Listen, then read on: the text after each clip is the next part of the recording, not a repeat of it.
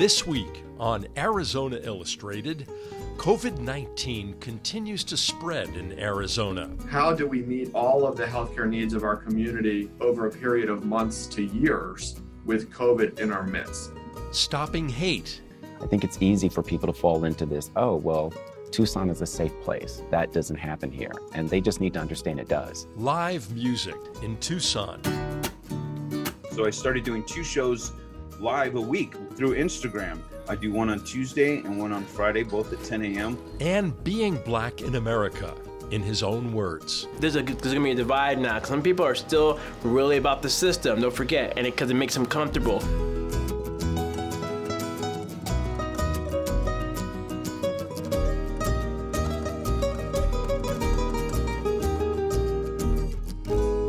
Welcome to Arizona Illustrated. I'm Tom McNamara. Last week, the Arizona Department of Health Services reported an alarming spike in coronavirus cases, which its former director, Will Humble, attributed to people going back to pre-pandemic behavior. With the numbers of positive tests and hospitalizations rising, our colleague Christopher Conover sat down with Dr. Gordon Carr, Chief Medical Officer at Banner University Medical Center, to understand more about the spread and preparations they're making to face it. How are beds doing, ICU beds and regular beds doing for Banner here in Tucson? As we have been, among other things, seeing changes to some of the social distancing measures that were happening in the community, we have seen an increase in the number of confirmed cases across the state, but also here locally in Pima County in the Tucson area. That is translating into increased demand for healthcare services at our facilities. So we are seeing numbers of patients requiring care for COVID increase over the last 10 to 14 days.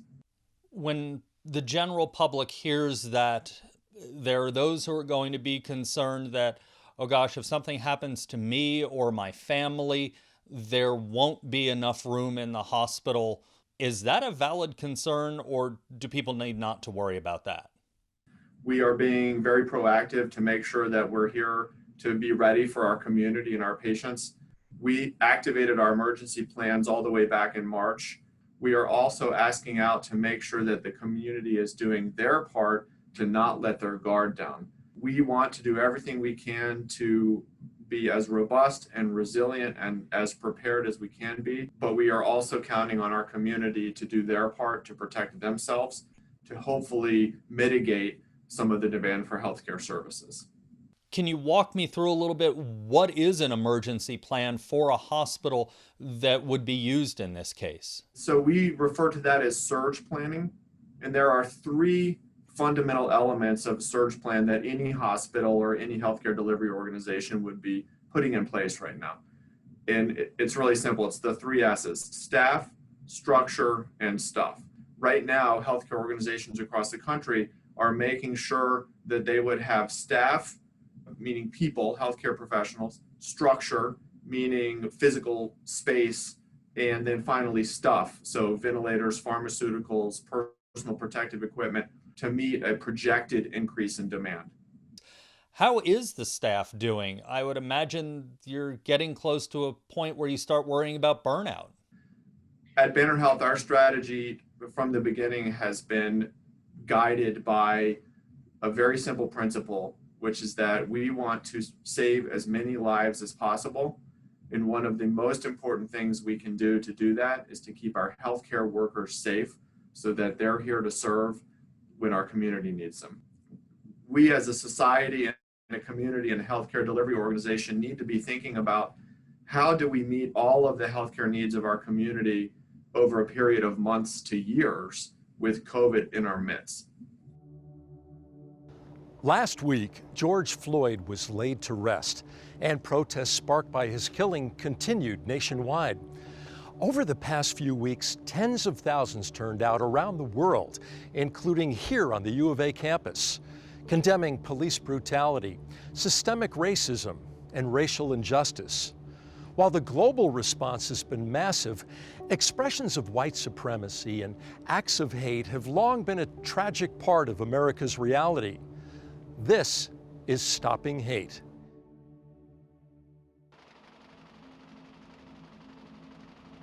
I got my first job at the Daily Star. I was working as a copy girl. I was like so excited, and it was like such a big deal.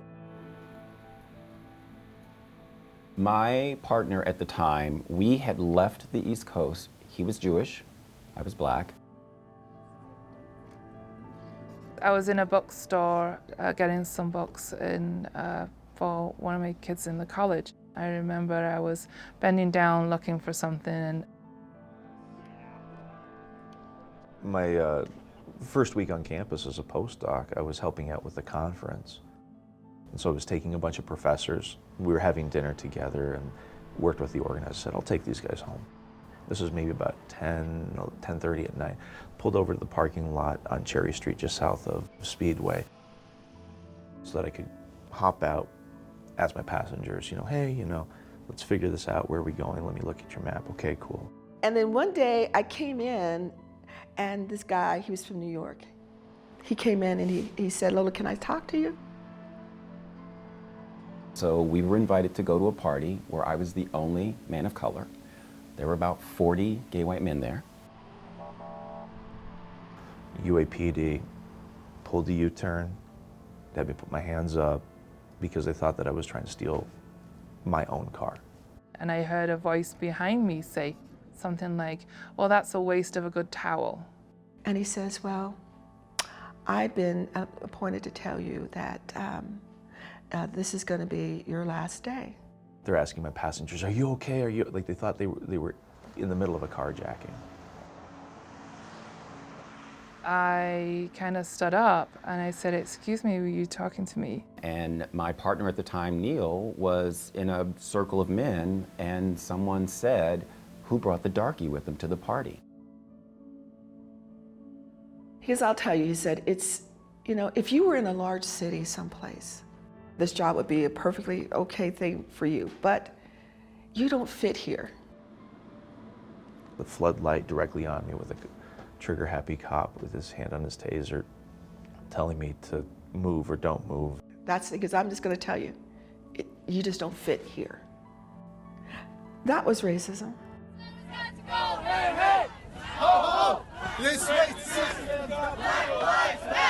Every time there has been progress by black folks in particular, but I think the same could be said about any marginalized group, there has been a corresponding backlash, what Carol Anderson at Emory University in Atlanta calls white rage. Good evening and thanks for joining us. At least one person is dead and several are injured tonight after protests and counter-protests turned violent in Charlottesville, Virginia. Virginia Governor Terry McAuliffe declared a state of emergency. It happened after slavery ended. It happened after segregation ended. It happened at the beginning of affirmative action programs. We want our kids to grow up in a country where they have access to the best schools and the best teachers. It happened during the Obama years. I mean, every single thing that seems to push people of color, particularly black folks, forward is responded to with this hateful, rage-filled reaction on the part of certain white people.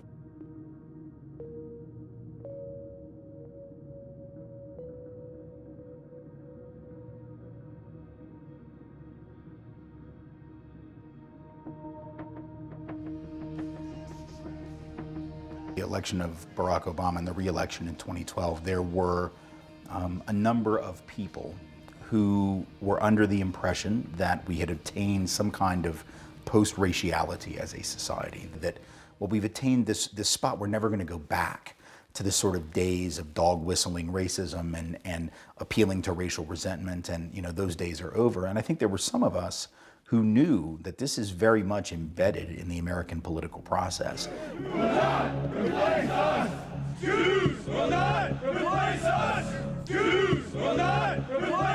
We have a system of racial inequity and white supremacy that we all sort of are part of, for good or for bad. And we're either responding to it and trying to challenge it, or we're part of it and we're collaborating with it. And one of the ways we collaborate with it is with our silence about just the day-to-day stuff.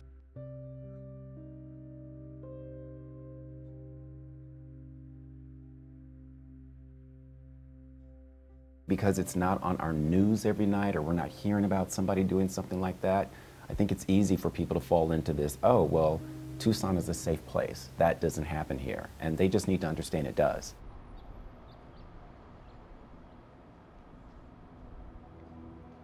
In July of 2016, I was sitting at my desk and I got a call from a reporter who was covering a story in Phoenix in court. A wave of anti-Semitic vandalism and threats. Jewish centers, cemeteries, and schools are being targeted across the country, including right here in Arizona. This individual was arrested for suspected terrorism.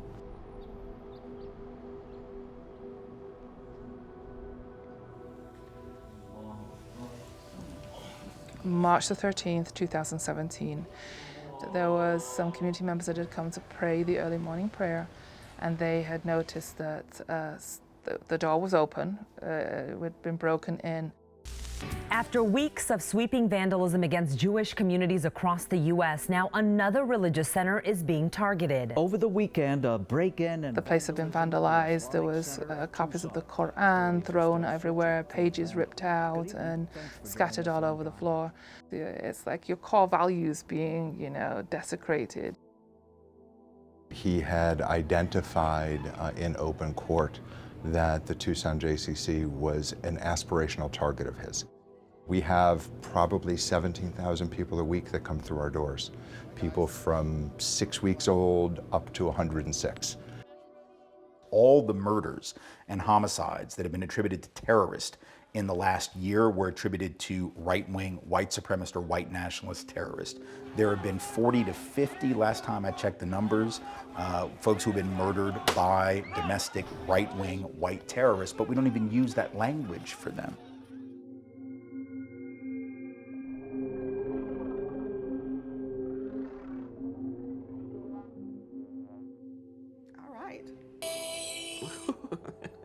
Tucson Second Chance Community Bail Fund, can I help you? It's people saying, speak English. It's people saying, we can't teach your cultural history. It's white women saying to brown women at the Women's March that you're only there to be decorations, but that your agendas in your communities are not being centered in our conversations. That's why we can have cops at this event and not concerned how that impacts you and how that looks for your community. A charge is nothing more than that. It's not a conviction. A person's presumed to be innocent. But even so, we know that black and brown kids get suspended, or criminalized and sent into juvenile courts more often. We know that our kids that people of color are stopped more often. We know that if you're a black person in Arizona and you're convicted of a drug offense, you're gonna get 50% more prison time than a white person convicted of that same offense. So it's like the thing that's happening is that you pull off the facade of niceness and you start really seeing whose backs are being broken by the system.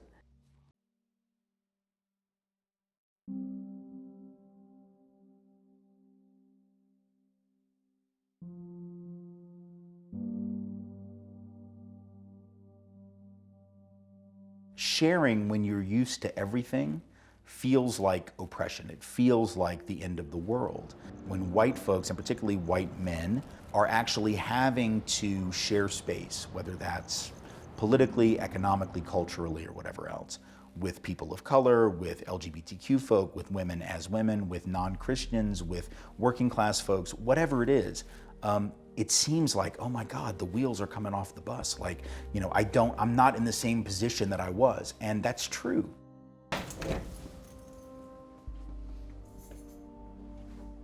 There's a certain amount of attack that they feel upon them, but here's the weird part. Whenever I ask them, how are you being attacked? They can never put their finger on it. I ask, I feel censored by political correctness. Well, what happened? Did something happen in a class? Did someone call you out? Was there an intense, uncomfortable conversation that occurred? No, it's just a feeling that I have.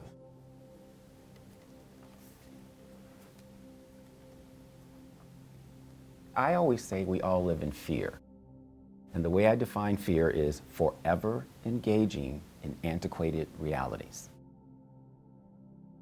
We're here at this moment, and if we can build a better future or a better environment for our community now, then we should do that. Yeah, we want the government to do the right thing. We want the policies in place. We want the courts to do the right thing. But while we're waiting for them to do the right thing, or if they never do the right thing, what do? You have more power than you think, right? You're a member of a community. You might be a member of a church or a synagogue or a mosque or whatever. You might have kids in school or you might not, but you might have a job where you're working with other people every day. And so you're in these various locales where you have an opportunity to raise issues, to ask questions, to push for change. This is not a time for status quo people. We need boldness. But boldness doesn't come from a community of complacency. So what I think the good thing that's happening in Tucson right now is that we are now starting to have this energy and this vision of what's possible. People are now saying, we can do better. What kind of world do you really want? What kind of world are you willing to fight for? Because this one is unfair, it's racist, it's destructive, it's oppressive, it's destroying lives, and we need to stop it. Tucson is well known for its music scene, but even before the pandemic, most local musicians found it difficult to make a living. And like everything else in our world, the coronavirus has changed how we experience music. We reached out to several musicians in Tucson to get a feel for how they're coping during these strange and challenging times.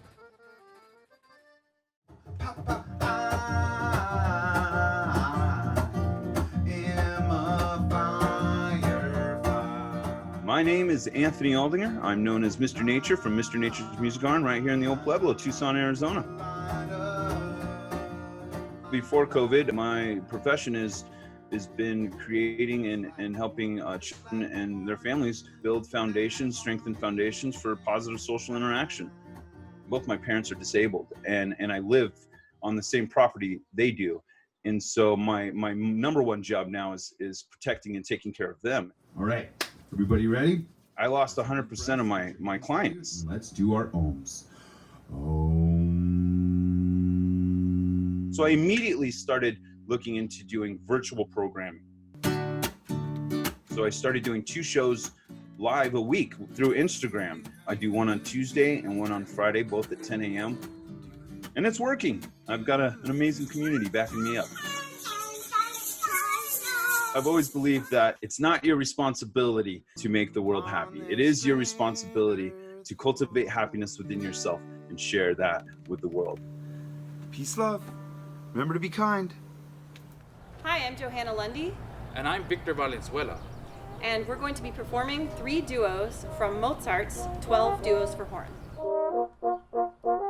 I'm a professional musician based in Tucson. I'm the principal horn of the Tucson Symphony, and I also am on faculty at the University of Arizona. It's been a very interesting spring. I think most people would say that.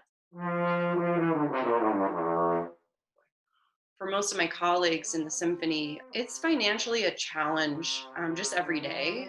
There really is no substitute for hearing a group of 80 musicians. That's not something I can recreate on my own in my living room. I have a project that I run only in the spring, and it's a high school horn choir. As a final project, we decided to put together a video recording. So I asked all the students to record their parts. I created a click track for them to play along with. It was something small, but really proud of them for sticking through the whole semester.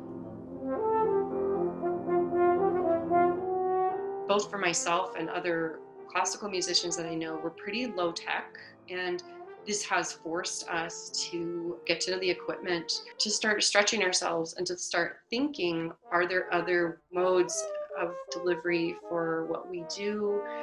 So it can be seen as a creative time.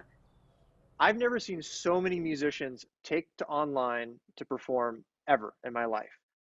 I'm Matt Rowland. I'm the Director of Programs at the Southern Arizona Arts and Cultural Alliance, SACA, and I oversee our programs and festivals as well as our Catalyst Arts and Makerspace here at Tucson Mall.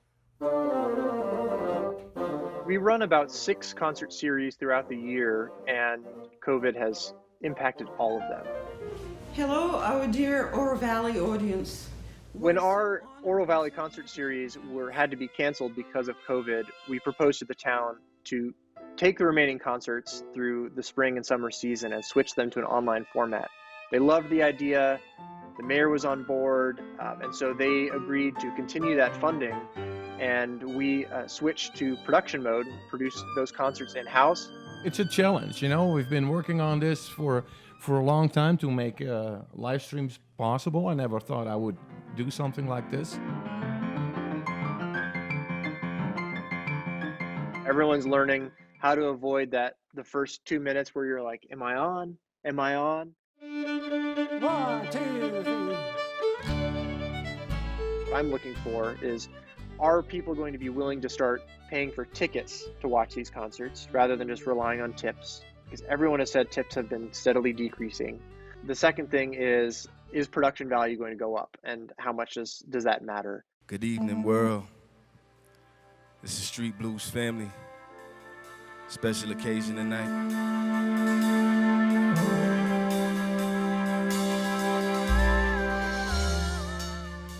People would love to go see us play live because it was a really big experience. There's been a lot of streams where there's no drums, and just because technically that's a hard thing to pull off with just an iPhone mic. So we thought like we could get that full band experience as close as possible with these circumstances. Last night I had a nightmare that I died. I woke up in the cold sweat, my eyes wide. We're inside of a lighting shop here that's owned by Scott Plummer. He kind of opened up his doors to us to come in and just try this project out. Hey, no audience is such a technical marvel. It's There's amazing. So much stuff here. Now we singing the same tune. Our time it just can't move. Still I hesitate to go thinking why now it's now that I hate you. It just feels way different, but it still like feels good to play. Hesitate. Hesitate. Hesitate. Hesitate. The musical aspect feels more vulnerable. It feels different, but the product is way better. It really looks good, and it makes us feel amazing, and it almost distracts us from the fact that we're in the middle of a pandemic and we can't play out live. Welcome to America. I've always been extremely tactile. For my living, I'm a welder and a carpenter. Screens, TV, it just doesn't do a lot for me and never has. My name is Jimmy Carr. I'm a musician here in Tucson, Arizona. Primarily these days, I'm an accordion player. I was watching Rebecca and Scott at Tap a Bottle do their delivery. And it just sort of occurred to me, I was like, let's deliver music.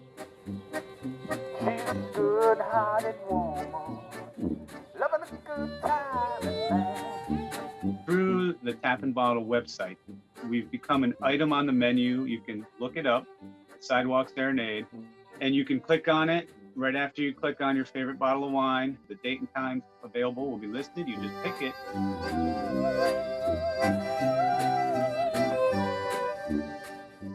And we show up right on time and play the Sidewalk Serenade.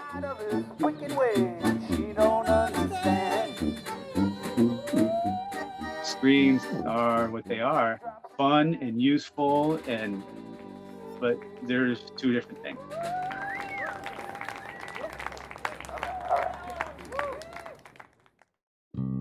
We end with a commentary produced by our colleagues at Arizona 360, AZPM's weekly public affairs program.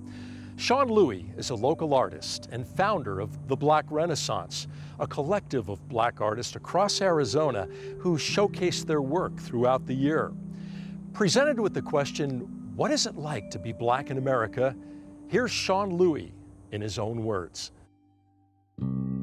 You know, my first came here in Tucson, I didn't see any black people, which is actually, I thought was really interesting.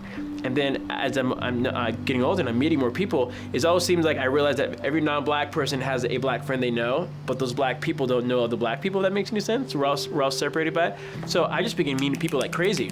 I call myself just a curator because I keep finding all these amazing artists, and I just put them together and I go, world, look at these people, look at them, they're amazing.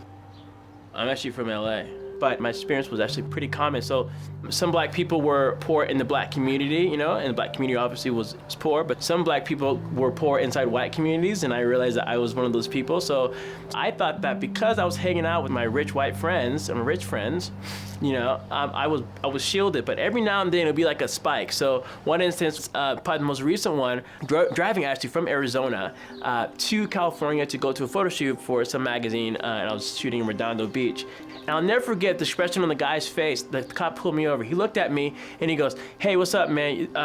Sorry, you know why I pulled you over?" Like, no, I don't know why you pulled you over. He goes, "You know, there's been a string of robberies inside the neighborhood, and you look like you don't belong there." And then he looked at me, and then I remember him saying, "Well, yeah, well, my sergeant wanted me to pull you over, so that's why I pulled you over." And I was like, "All right, man." But he knew that I knew that he pulled me over only because I was black, and it was like one of those times where the cop recognized that he was doing something wrong and then passed the buck off to the sergeant, right? And I'll never forget. I was like, man. So to this day, I haven't gone back to that same beach. These traumatic events that happen that we keep seeing on social media triggers memories. And I'm talking to my other people in the black community, and it keeps triggering memories. So like stuff that we forget because our brain makes sure we forget. They keep triggering these memories, and I keep remembering them, so then I have to calm down or think about something else, distract ourselves, and that's why a lot of us, man, of course we're gonna be upset. We're having to relive these memories every single time, and you keep showing it to us every single time, as a reminder. There's gonna be a divide now, because some people are still really about the system, don't forget, and because it makes them comfortable. So they're like, well, I don't want to change the system because I'm making so much money. Why would I want to say Black Lives Matter when all lives matter, everybody? But I really think the solution, and I keep saying this over and over again, the solution really is to empower black queer women, empower those black people in the LGBTQ plus community, and give them the space and the pathway, open up the lane and let them do it. They'll lead it. They say us every single time, every single protest, every single time that something like this happens, black queer community stands up, black queer community stands up, black queer women stands up, black women stands up, and everything all of a sudden becomes okay. So again, there's a problem and there's a solution. This thing has opened up some minds, but if we can just keep empowering the black queer community, keep doing it, man, we'll be good. Thank you for joining us here on Arizona Illustrated. I'm Tom McNamara. Stay safe, and we'll see you next week.